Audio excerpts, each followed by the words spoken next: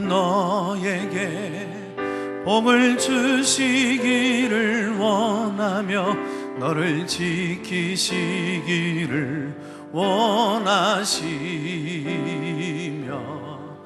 여호와는 그 얼굴을 너를 향하여 두사 은혜와 평강 주시길 원하노라. 너를 보배롭고 존귀하게 여기시는 하나님이 내 삶 속에서 이 약속을 신실하게 예루살렘 땅에 기름진 것으로 하늘에 신령한 것으로 너를 복 주시고 지키실 하나님이 너를 영원 잘 되도록 은혜 베푸시며 영광으로 인도하시리.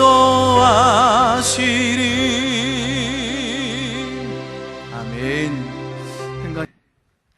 그가 어떤 사람은 사도로, 어떤 사람은 선지자로, 어떤 사람은 복음 전하는 자로, 어떤 사람은 목사와 교사로 삼으셨으니 이는 성도를 온전하게 하여 봉사의 일을 하게 하며 그리스도의 몸을 세우려 하심이라. 우리가 다 하나님의 아들을 믿는 것과 아는 일에 하나가 되어 온전한 사람을 이루어 그리스도의 장성한 분량이 충만한 데까지 이르리니 이는 우리가 이제부터 어린아이가 되지 아니하여 사람의 속임수와 간사한 유혹에 빠져 온갖 교훈의 풍조에 밀려 요동하지 않게 하려 함이라. 오직 사랑 안에서 참된 것을 하여 범사에 그에게까지 자랄지라. 그는 머리니 곧 그리스도라.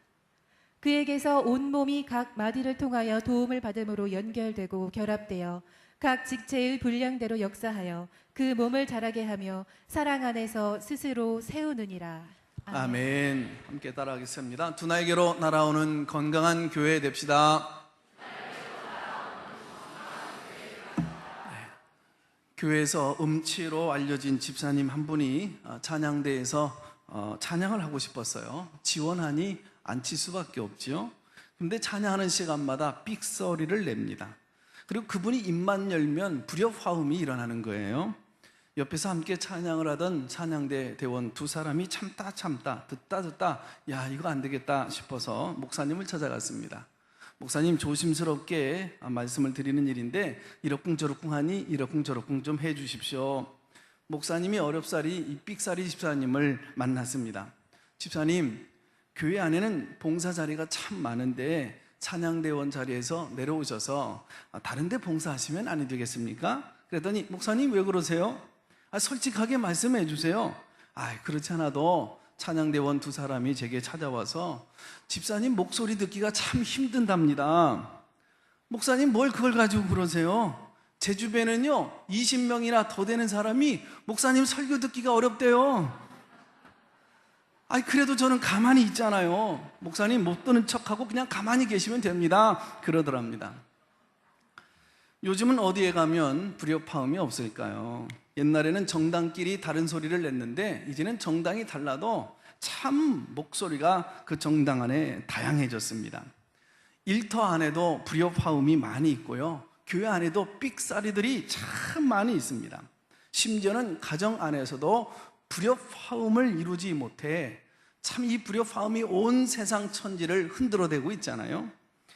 목사님들이 모인 자리에서 한국교회 또 우리 사회 국제 정세 여러 가지 어려움들을 주고받다가 한 분이 그러셨어요. 어디 가면 좀 편안한 자리가 없을까? 그랬더니 한 분이 저기 그러더라고요. 여러분 저기 하늘나라 갈 때까지는 어디에 가나 불협화음이나 삑사리가 있을 수 있습니다. 갈등이 있고 상처가 있고 고통이 있고 어려움이 있는 곳이 바로 이 세상입니다. 그래서 우리가 하나님의 자녀가 되었다라고 하는 것은 또 우리가 구원받아 하나님의 백성으로서 주님의 제자로 살아간다라고 하는 것은 우리가 있는 그 자리, 우리가 앉는 그 자리, 공동체 어디에 가든지 간에 불협화음을 만들어내는 사람, 삑사리를 내는 사람이 아니라 화평을 만들어가는 사람들, 그리고 모여있는 그 공동체를 사랑과 기쁨과 행복이 가득한 집으로 만들어내야 될 그 책임과 사명이 저와 여러분 안에 있는 줄로 믿습니다. 자, 우리가 이 땅에서 살아가는 동안에 신앙생활과 교회생활을 잘해야 되는 그 목적 가운데 두 가지가 있어요. 첫째는 하나님은 우리가요, 하나님의 자녀가 되었다라고 하는 이 사실 때문에, 구원받았다라고 하는 이 사실 때문에 이 세상 어떤 환경에서도 초월하여 행복하고 여러분 그런 건강한 신앙생활을 하기를 우리 하나님 원하셔요. 두 번째로는 그러기 때문에 내게 속해 있는 그 주의 몸된 교회를 건강하게 세워서 하나님께 영광 돌리는 삶을 우리 하나님은 살아가길 원하고 계시거든요. 제2의 종교개혁이다라고 하는 책을 쓰신 빅백햄 박사가 들려준 아주 재미있는 이야기가 있어요. 하나님께서 이 땅에 교회를 세우실 때 두 날개로 허이허이 나는 한 마리 새로 만드셨다는 거예요. 처음 세웠던 그 교회는 시작할 때 핍박과 환난이 많이 있었음에도 불구하고 두 날개로 하늘을 훨훨 날아가며 균형을 잘 잡아 하나님을 참 기쁘시게 했어요. 그런데 그 새가 너무 아름답고 예뻐서 마귀가 질투한 거예요. 저 새를 날지 못하게 내가 막아야 되겠는데 어떻게 할까 하다가 저 한쪽 날개 새를, 그 한쪽 날개를 꺾어버려야겠다, 그 생각을 한 거예요. 그래서 콘스탄틴 대제를 통하여서 핍박 가운데 있었던 그 교회의 핍박을 중단시켜버린 겁니다. 그리고 그 기독교를 국교로, 정식 종교로 이제 공인을 해주고 인정을 한 거죠. 그리고 이제 그래서 숨어서 가정에서 작은 모임으로 모였던 그 소공동체가, 그 소그룹 그 공동체가 이제는 아주 공식적으로 큰 예배당을 지어서 이제 다 밖으로 나와서 그 예배당 안에 모여들기 시작한 겁니다. 참 핍박이 없다는 것은 행복하고 아름다운 일이죠. 그런데 이 소그룹 공동체가 가정 안에서 모였던 그 소그룹들이 이제 밖으로 예배당으로 전체 함께 모여 예배 드리는 바람에 점점점 사라지더니 소멸되어 가져가기 시작한 겁니다. 지난 1700여 년 동안 이제 이 교회가 종교가 되어지고 제도가 되어지고 조직화되어지면서 참 불행을 많이 겪었잖아요.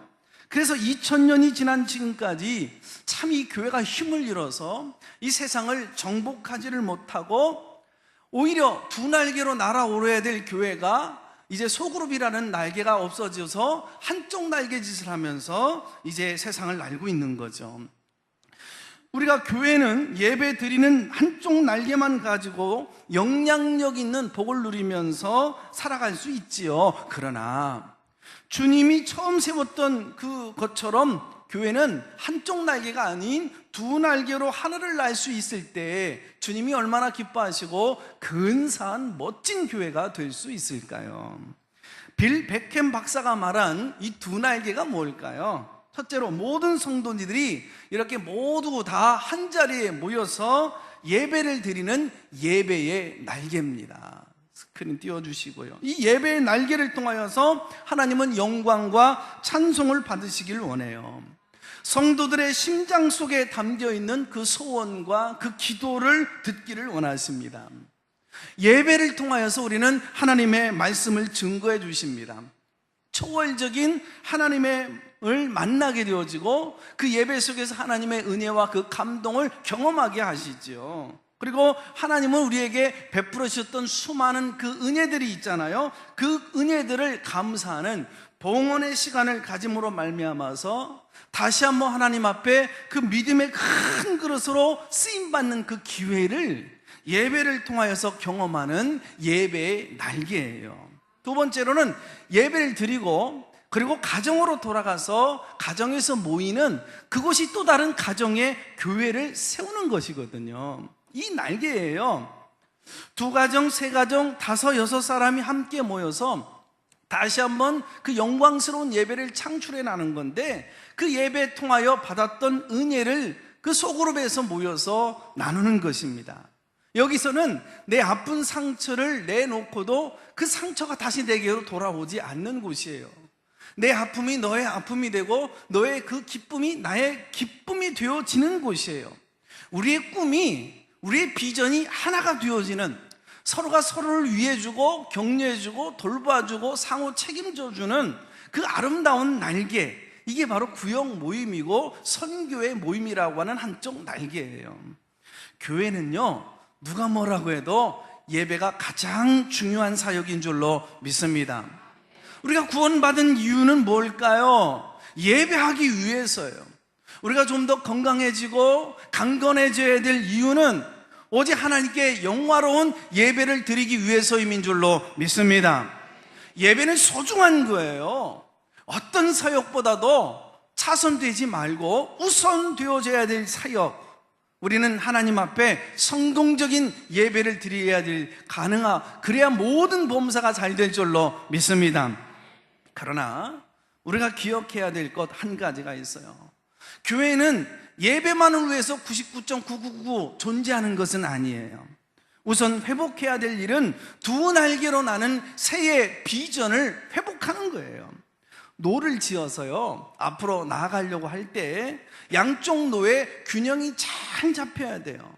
이 초월적인 하나님을 만나는 일과 그리고 내재적인 하나님을 만나는 일, 우리가 하나님 말씀을 듣는 일도 중요하지만 우리가 들은 이 말씀을 붙들고 나누고 실천하는 그 삶의 두 날개가 잘 균형을 이루어야 되는 것입니다.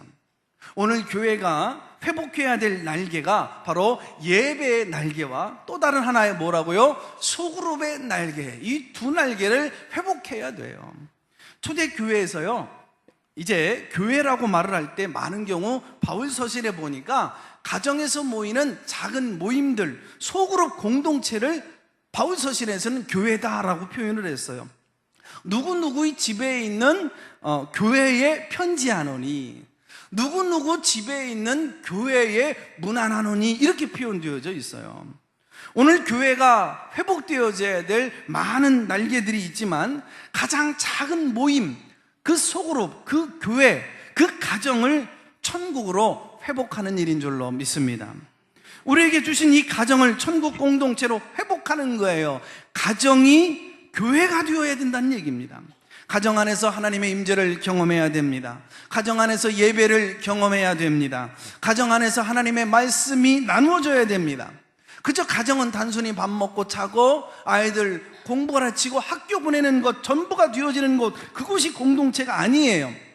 그래서 흔히들 이렇게 표현하잖아요. 교회 같은 가정, 가정 같은 교회. 처음 시작할 때 저도 이런 글귀를 썼는데 가만히 생각해 보니 잘못된 거예요. 아니에요. 교회 같은이 아니에요. 교회는 가정이에요. 가족이에요. 그리고 가정은 교회입니다.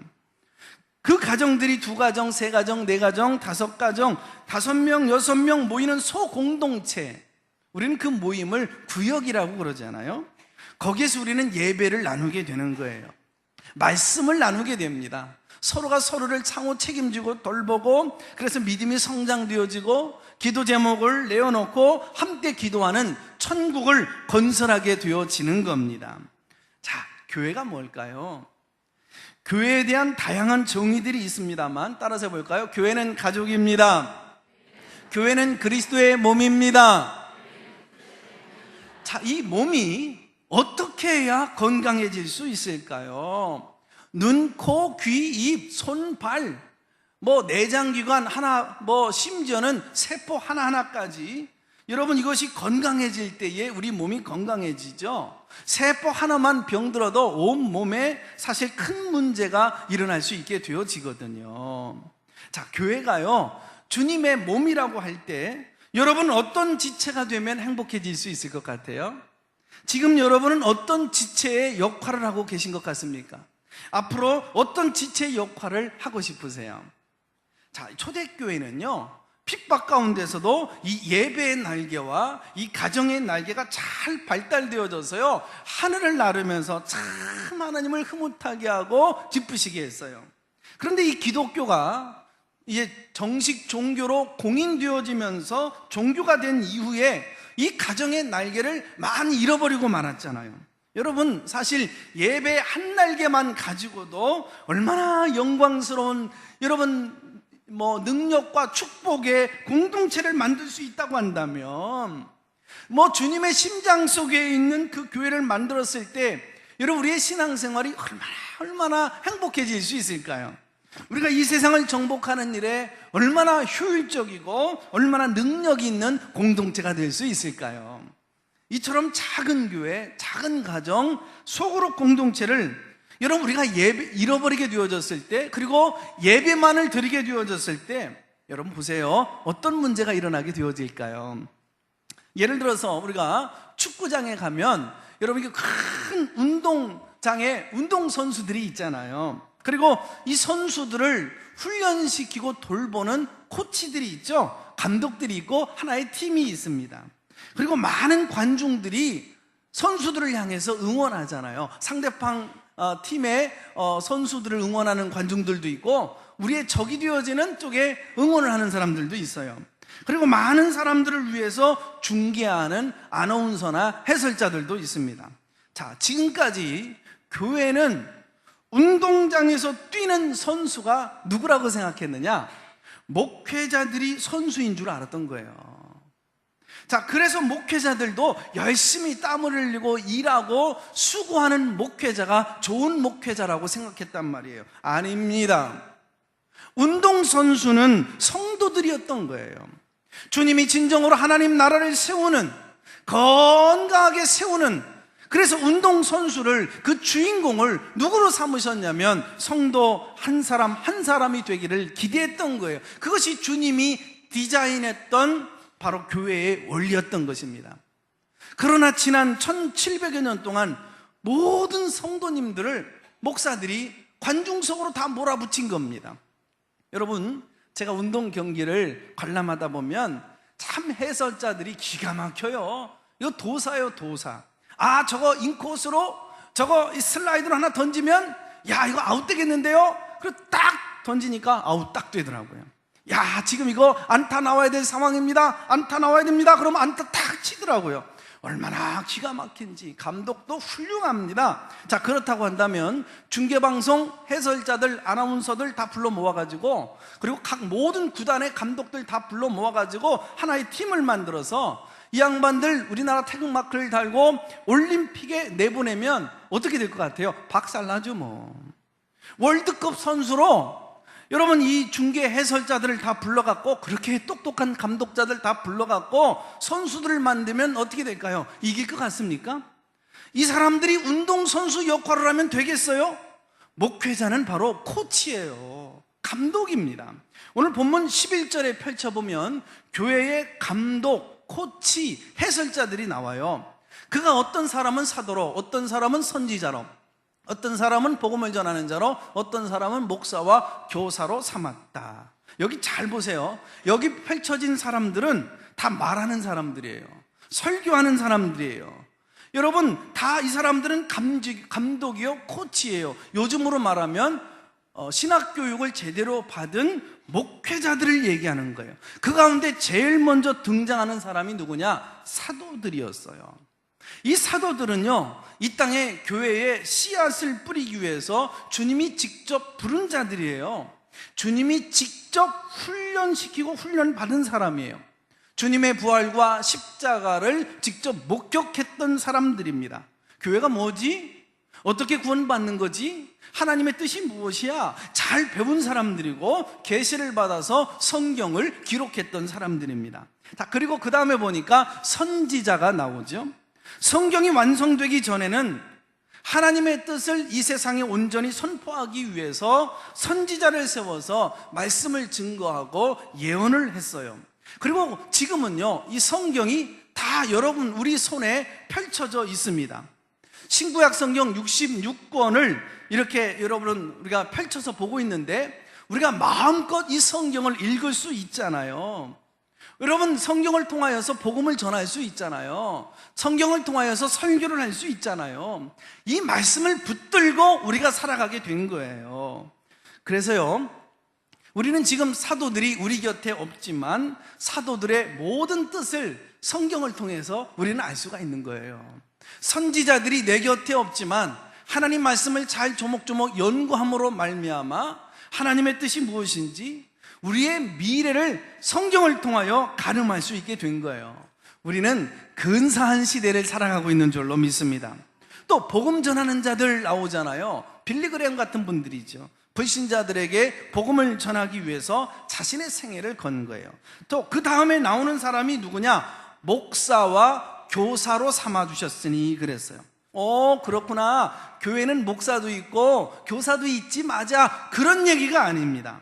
여기 보면 관사가 하나예요. 목사인 교사, 교사인 목사.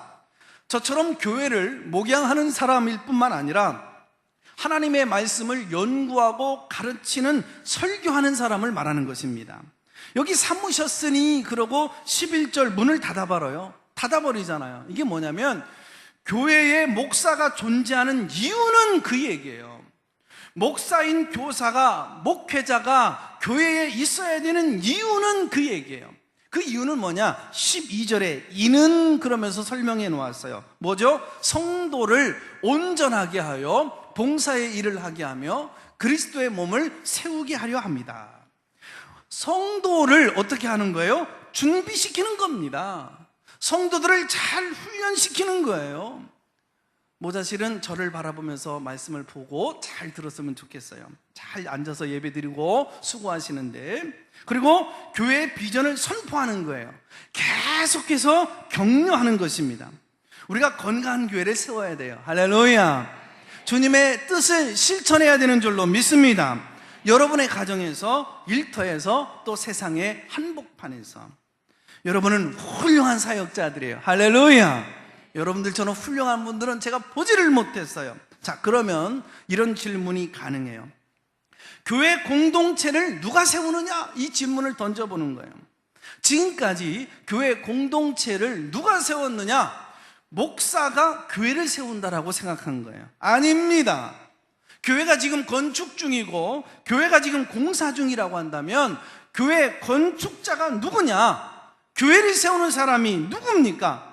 교회를 세우는 사람은 목회자가 아닙니다. 오늘 본문에 의하면 성도 한 사람 한 사람을 말하는 거예요. 여러분이 하나님 나라를 세우는 주인공인 줄로 믿습니다. 이 교회를 건강하게 세워나가야 될 주인공이 여러분들인 줄로 믿습니다. 여러분들이 팔짱 끼고 관중석에 앉아서 이래라 저래라 이렇게 해야지 라고 말할 수 있는 사람들이 아닙니다. 운동장으로 나와야 되는 거예요. 하나님 나라의 운동장, 사역의 운동장, 교회의 운동장, 구역이라고 하는, 선교라고 하는 사역의 운동장에 나와야 되는 것입니다. 세상의 한복판으로 나아가서 하나님의 대표 선수가 되어져서 멋진 하나님의 나라, 그 교회를 세워가야 될 줄로 믿습니다. 그러면 저는 뭘 하면 좋을까요? 여러분을 잘 훈련하는, 하나님의 뜻을 잘 증거하는, 오늘 내게 하나님이 뭐라고 말씀하시는지를 성경으로 잘 해석해서 건강한 신앙생활을 돕는, 주의 제자로 삼을 수 있는 바로 그 역할, 코치, 감독의 역할을 제가 하면 되는 겁니다. 교회를 세우는 사람을 목회자라고 생각하는 그 마음과 의식을 내려놓으면 되는 거예요. 그것을 내려놓는 그 순간 여러분이 뻥 하고 뭔가 그 막힌 것이 팍 뚫리는 듯한, 여러분 그런 것을 경험하게 되어지면서 그때부터 팍 하고 성장하게 되어지는 거예요. 이것이 하나님께서 그토록 원하셨던, 주님이 그토록 세우길 원하셨던 교회 사역의 역할 분담의 원리예요. 자, 그동안 교회론에 관한 첫 번째 오해가 하나가 있어요. 교회를 건축하고 세워가는 그 신령한 건축자가 목회자다라고 생각한 것입니다. 그래서 성도들은 언제나 피동적이었어요. 언제까지나 목회자가 자신들을 돌봐주고 먹여주고 책임져주고 사역해주기만을 기다린 거죠. 내가 배가 고프면 목사님한테 찾아와서 목사님 배가 고파요, 우유 주세요, 그러면 된 거예요. 내 몸이 아프면 목사님 병원에 데려다 주세요, 그러면 된 거예요. 집사가 되고 권사가 되고 장로가 되었음에도 불구하고 유치원 때 하던 징징거리던 그 불평하던 걸 걸핏하면 넘어져서 목사님 무릎 깨졌어요, 이러고 있었으면 됐습니다. 그러면 목사님이 당장 가서 약 발라주고 병원 데려다주고 우유 타서 먹여주고, 그게 아닌 겁니다. 여러분들이 이 땅에 태어나서 하나님이 여러분을 부르시는 그 순간까지 하나님 나라의 대표 선수는, 주인공은, 운동선수는 여러분들인 줄로 믿습니다. 어떻게 서로 우유를 타지? 병원에 지금 누워있는 그분들을 어떻게 찾아가서 어떻게 병문안해야 되는 것이지? 어떻게 건강한 사람으로 성장되어지고 주님의 제자로 만들 수 있는가, 그것을 가르치는 것이 목사입니다. 교역자는 교역자의 역할을, 성도는 성도의 역할을 잘 감당할 때 효과적인 교회, 균형 잡힌 교회, 건강한 비전을 가지고 두 날개로 날아오는 교회가 되어지는 것입니다. 목사가 모든 역할을 다 감당하려고 할 때 운동선수가, 해설자, 감독, 여러분 이 운동선수는 운동선수의 역할을 해야지, 이 감독자가 만일 해설자가 운동선수가 해야 될 운동장으로 뛰어들어가게 되어지면 어떻게 될까요? 잘할 것 같지요. 앉아서는 어쩌고저쩌고 해도 열매가 없고 효과가 없는 것입니다. 하나님이 디자인한 교회가 아니에요. 여러분, 저도 천국 가겠지요? 여러분도 천국 가겠지요? 우리 함께 천국에 가서 만날 수 있기를 주의 이름으로 축원합니다. 천국에 가서 여러분 아주 보게 되어지면 나쁜 목사와 아주 훌륭한 목사를 여러분이 구분하게 될 거고 만나보게 될 거예요. 나쁜 목사는 어떤 목사인지 아십니까? 교회에서요, 누가 일하는 꼴을 못 보는 거예요. 다 내가 해야 되는 거예요. 그래서 죽도록 땀 흘리고 고생해서 혼자 일하는 거예요. 그래서 성도들이 써야 될 면류관을 지 혼자 딱지 다 쓰고 앉아 있는 거예요. 그래서 이 모가지가 부러질 정도로 지금 있는 상황에 있는 겁니다. 그 교회 성도들은 전부 다 빛이 번쩍번쩍거려, 다 대머리예요. 어쩌다가 개털 모자 한 사람 쓴 사람이 나타났습니다. 이거는 나쁜 목사예요. 훌륭한 목사는 어떤 목사인지 아십니까? 너는 성도들을 잘 섬겼느니라. 너는 하나님의 말씀을 잘 양육하여서 가감없이 이 말씀으로 잘 지도하였느니라. 너는 성도들을 사역터로 잘 훈련시켜서 그 사역터에서 잘 감당케 하였느니라. 목회자는 목회자의 여러분 면류관만 쓰면 되는 거예요. 지금까지 교회를 세웠던, 눈물로 세웠던, 헌신했던 그 모든 사역팀의 많은 일꾼들, 천국의 아름다운 아가페 교회의 그 기둥에 여러분의 이름, 그 석자가 새겨져 번쩍번쩍 빛이 나고, 모든 한 사람 한 사람들이 자기가 준비한 면류관을 쓰고 하나님 앞에 영광스러운 칭찬 듣는 너 참 잘했구나. 그래서 모든 성도들이 함께 모여서 정말 그 자리에서 아마 저를 보면 이렇게 고백할 수 있을 거예요. 목사님, 아이고 징그럽게 저를 달달달달 볶아서 저를 사역터로 몰아가더니 이 일도 하라고 그러고 저 일도 하라고 그러더니 결국은 이 면류관을 주시려고 그랬군요. 서로가 서로에게 감사할 수 있다고 한다면 여러분은 얼마나 근사한 하나님의 여러분 나라의 사역자가 되겠느냐, 그 얘기인 것입니다. 저희 교회에 5-6명이 모이는 참 근사한 아주 훌륭한 모범적인 그런 구역이 있어요. 그 구역을 섬기는 아무개 구역장님, 참 구역 식구들, 내 남편, 아내, 가족, 내 몸 들여다보시 섬기고 돌보는데 아주 훌륭해요. 성경을 가르치거나 자기가 설교하지 않아요. 구역장 성경 공부에서 들었던 말씀, 공과에서 이렇게 지도하고 있는 그 질문을 잘 활용해서 교인들하고 나누고 있는데요, 교인들로 하여금 말을 하게 만드는 것입니다. 우리가 듣기만 하면 5%가 생각이 나지만 내가 직접 마음을 열게 해서 그분이 직접 말하고 나면 그 말씀이 70% 이상이 기억이 나거든요. 주일날 들었던 말씀, 구역예배 때, 선교회 때 모여서 나눴던 그 말씀, 은혜로웠던 것, 내가 이것을 가지고 어떻게 실천했는가, 어떻게 실패했는가, 어떤 아픔이 있고 어떤 어려움이 있고 기쁨이 있었는가, 우리에게 기도 제목이 무엇이었는지, 누가 누굴 위해서 기도했는지, 이것을 입으로 고백하게 되어질 때에 나의 믿음이 아름답게 성장되어지는 거예요. 마침 다른 구역에 보니까 이 집사님은 참 찬양을 잘하고 인도를 잘해요. 기타를 다룰 줄을 알아요. 그래서 구역 모일 때 보면 기타를 치면서 찬양을 인도하는데 그냥 부르는 것보다 막 하나님의 임재의 그 기름 부으심이 충만하게 넘치는 것 같아요. 아무개 집사님은 대접의 은사가 있어요. 그래서 구역 모임을 드릴 때마다 무언가를 바리바리 싸가지고 오는 거예요. 이것이 하나의 문화가 되어져서 구역 모임 올 때는 너도 싸고 오고 나도 싸가지고 오니까 그 장소를 제공한 아무개 집사님 가정에서 뭘 준비해야 될까 염려할 필요가 없는 거예요. 모든 사람이 함께 싸가지고 온 음식을 함께 나누는 그곳이 구역 모임이 된 거죠. 아무개 집사님은 보니까 기도를 너무 잘해요. 중보 기도를 잘해요. 그래서 나눠진 그 기도 제목들을 가지고 자기 가슴으로 끌어안고 골방에 들어가서 중보기도실에 들어가서 두 손 들고 정말 여러분 눈물로 기도를 할 때에 그 기도의 능력과 권세가 그분에게 임하게 되어지는 곳, 이것이 무엇이냐? 구역이고 선교회라고 하는 것이죠.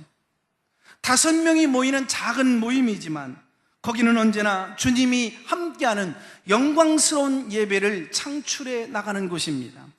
거기에 예배가 있는 줄로 믿습니다. 찬양이 있는 줄로 믿어요. 은혜로운 기도가 있어요. 서로를 위해서 중보기도해요. 복음이 전파되어져요. 지도력이 발휘되어져요. 서로의 책임이 나누어져요. 여러분, 어린 신자들이 거기로 들어가면 돌봄을 받게 되어져요. 이 얼마나 아름다운 공동체입니까? 주님이 원하시는 모습.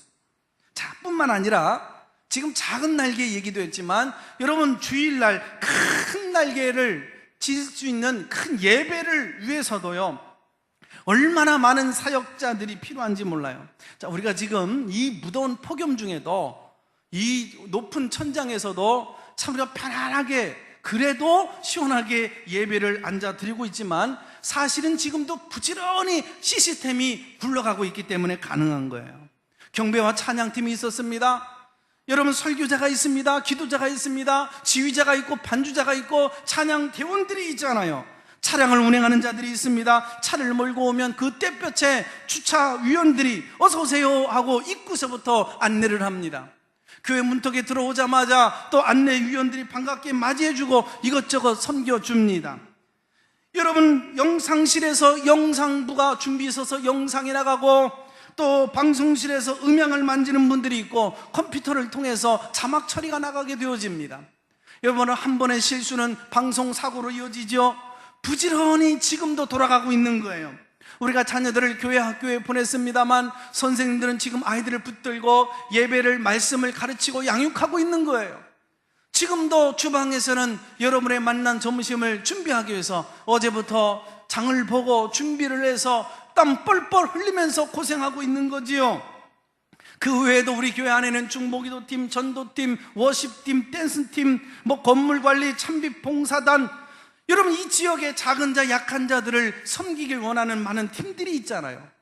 수많은 사역팀들이 있어서 각자 자기 자리에서 예배를 섬기기 때문에 우리는 지금 행복한 편안한 예배를 드리고 있는 줄로 믿습니다. 이분들 모두가 교회 공동체를 섬기고 세워가는 자들이에요. 누가 교회 공동체를 세우는 자들입니까? 설교하는 저만 교회를 세우고 섬기는 자일까요? 아니요. 예배를 드리고 구역을 섬기고 선교회를 섬기고 곳곳에서 작고 연약한 자들을 섬기는 모든 분들이 교회 공동체를 세우고 섬기는 자들인 줄로 믿습니다. 자, 우리가요, 주의 몸된 교회를 섬기고 세울 때 주의해야 될 것들이 몇 가지가 있어요. 우리가 사역을 감당하다 보면은요, 이 사역이 너무 소중한 거구나, 이것을 깨달을 시점이 오는데, 자, 그때부터 조금 지나치다 보면 자기 왕국이 건설될 수가 있어요. 그래서 내가 하는 사역만 중요한 것처럼 여겨질 때가 있어요. 그러다 보니까 기득권을 빼앗기게 된다라고 생각할 때 괜히 섭섭함과 불편함을 토로하게 되어져요. 그리고 나도 모르게 교회 비전보다는 사역의 비전, 이 사역팀의 그 비전이 더 크게 보일 때가 있거든요. 이 교회 전체를 지휘하는 목사님의 지휘에 불만을 가지게 될 수도 있는 거예요. 여러분, 이렇게 되면 벌써 자기 왕국을 세운 겁니다. 그 왕국을 완전히 십자가에 못 박아 버릴 때 건강한 하나님의 나라가 세워지게 될 줄로 믿습니다. 두 번째로는 경건을 더러운 이익의 도구로 쓰면 안 된다라고 성경은 얘기해요.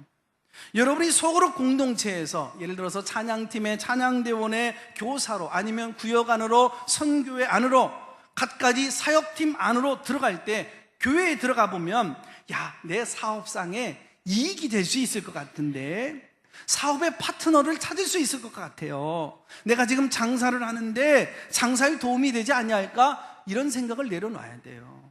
야, 저기 들어가면 돈을 좀 빌릴 수 있을 것 같은데 교회 안에서는 돈을 주거나 받거나 빌려 써서는 안 돼요. 그것 때문에 여러분의 신앙과 함께 그분도 무너지게 되어져 있어요. 세 번째로 뿐만 아니라 정치적인 성향을 드러내는 분들도 있어요. 보수적인 시각을 가진 분들은 자신이 보수적인 정치적인 이런 시각을 가진 것이 성경적인 것이라고 착각해요. 진보적인 성향을 가진 분들은 진보적 성향을 가진 사람이 역사의식을 가진 성경적인 사람이라고 착각해요. 저는 정치도 잘 모르지만 안다 하더라도 절대로 교회 안에서는 정치적 성향을 실수할 수 있을지 모르지만 그거를 강요하거나 드러내서는 안 된다라고 말을 하는 사람이에요. 그냥 정치적인 성향일 뿐이지 이건 사실 복음과 관계가 없다는 것이 저와 여러분이 인정해야 될 줄로 믿습니다.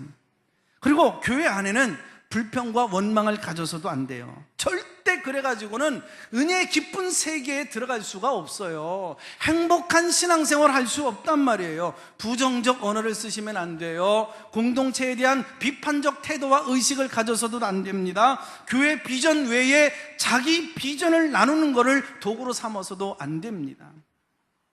여러분, 그런 점에서 우리가 사역을 감당할 수 있다는 것, 작은 사역을 감당할 수 있다는 게 얼마나 아름다운 일이에요.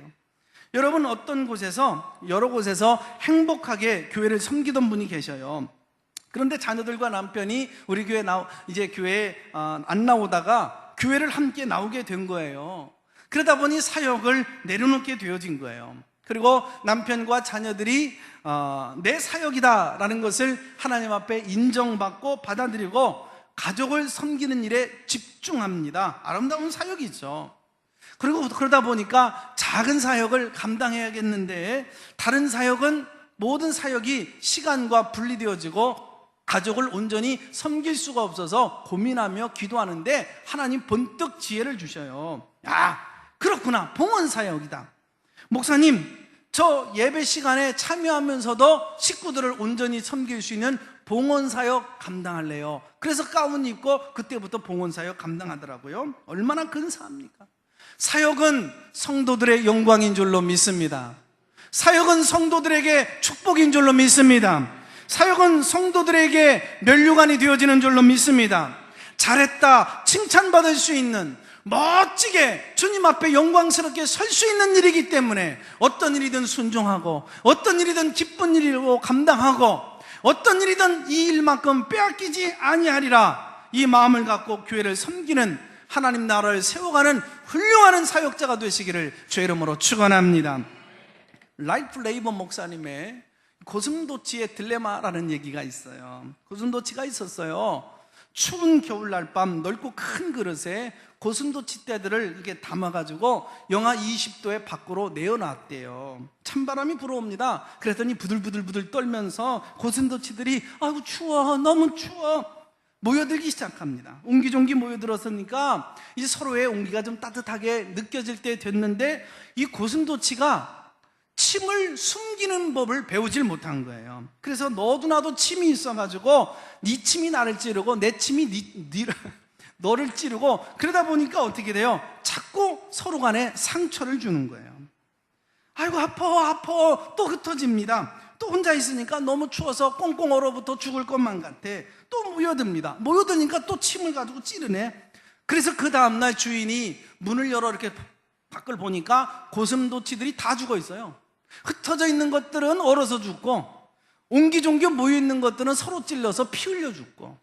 여러분, 주님께서 건강한 하나님의 나라를 세우라고 말씀하셨는데 이 비전을 우리가 나누지를 못하면, 주님께서 천군천사 납발소리와 함께 임하셔서 주님의 교회를 활짝 열어 제껴 교회를 바라보셨을 때 이곳저곳에서 신앙생활 하신 분들, 여러분 신앙에 도움을 줄 줄도 모르고 도움을 받을 줄도 모르고 그래서 흩어져 있던 분들 꽁꽁 얼어 죽어 있더라, 그런 말입니다. 여러분 기억하십시오. 전쟁은 혼자 치를 수 있는 게 아니에요. 신앙생활 한다는 건 무서운 영적인 전쟁입니다. 혹 내가 너무나도 건강하고 성숙해서 혼자 서 있을 수 있다 할지라도 지금 내 곁에 누군가를 도와줘야 돼요. 그것이 건강한 사람의 사명인 줄로 믿습니다. 전쟁 혼자 치르는 사람 없어요. 이 무서운 영적 전쟁을 지금 함께 동료와 교우들이 치러야 돼요. 그러기 위해서 모여야 됩니다. 그런데 모이긴 모였는데 침을 숨기는 법을 배우질 못했네. 말을 함부로 합니다. 행동을 함부로 합니다. 아무렇게나 하고 살아가요. 그래서 상대방에게 상처를 줍니다. 자기도 상처를 받아요. 그게 싫어서 혼자 살면 얼어 죽고 모여있으면 침이 나를 너를 찌르고 피 흘려 죽는 어리석은 공동체가 될 수 있는 거지요. 여러분, 오늘 시대에 주님은 말씀하십니다. 내가 디자인한 교회는 두 날개로 호이호이 날아가는 그 교회다. 너들 예배의 성공자가 되어야 된다. 어떤 일이 있어도 어떤 상황에 있어도 예배의 실패자가 되어져서는 안 된다. 네가 건강해져야 되는 이유가 뭐냐? 네가 사업이 성공되고 경제적인 여유를 누려야 되는 이유는 뭐냐? 네가 지금까지 숨쉬고 살아야 될 이유는 도대체 뭐냐? 네가 이 땅에서 성숙하고 성장해야 될 이유는 뭐냐? 이 모든 것들을 통하여서 하나님께 예배를 드리기 위함이니라.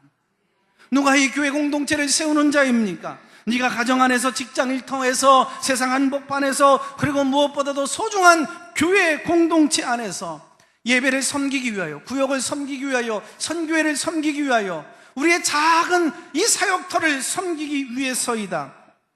누가 교회 공동체를 세우느냐? 작은 일터에서 불평하지 않고 원망하지 않냐고, 이것은 나에게 보상이 있지, 나에게 상급이 오지, 주님이 나를 향한 귀한 비전이 있지, 기쁨으로 감당하는 사람이 이 땅에 하나님 나라를, 여러분 교회 공동체를 건강하게 세워가는 자들인 줄로 믿습니다.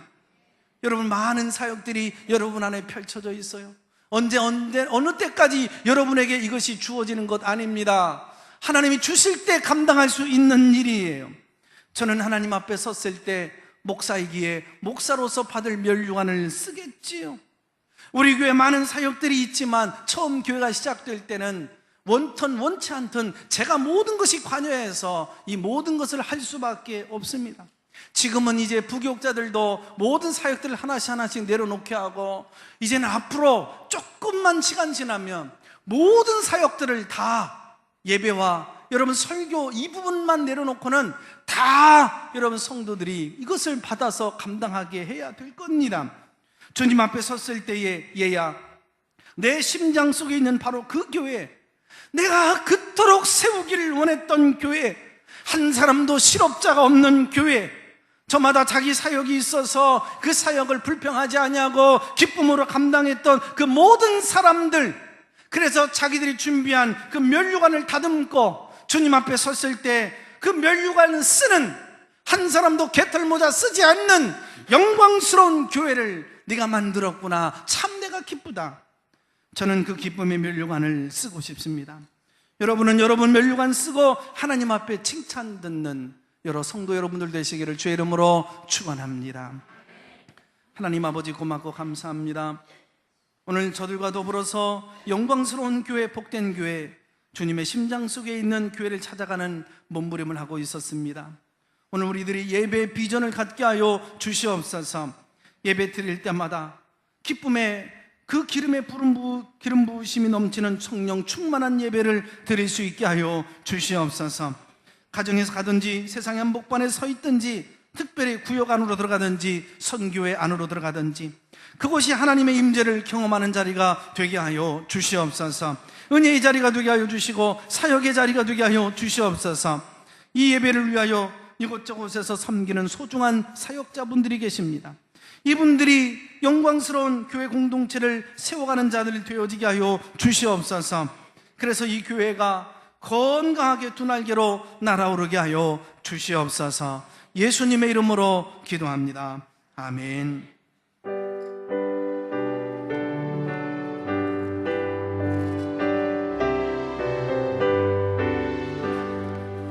내 주의 나라와 주 계신 성전과 피 흘려 사신 교회를 늘 사랑합니다.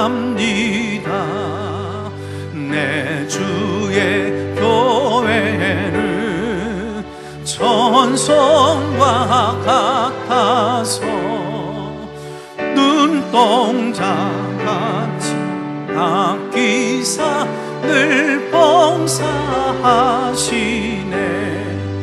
이 교회 위하여 눈물과 기도로 내 생명 다하기까지 늘 봉사합니다. 성도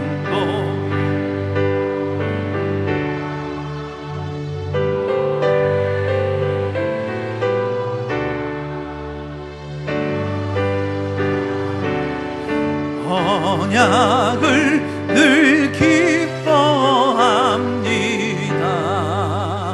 하늘의 영광과 베푸신 은혜가 진리와 함께 영원히 시온에 넘치네.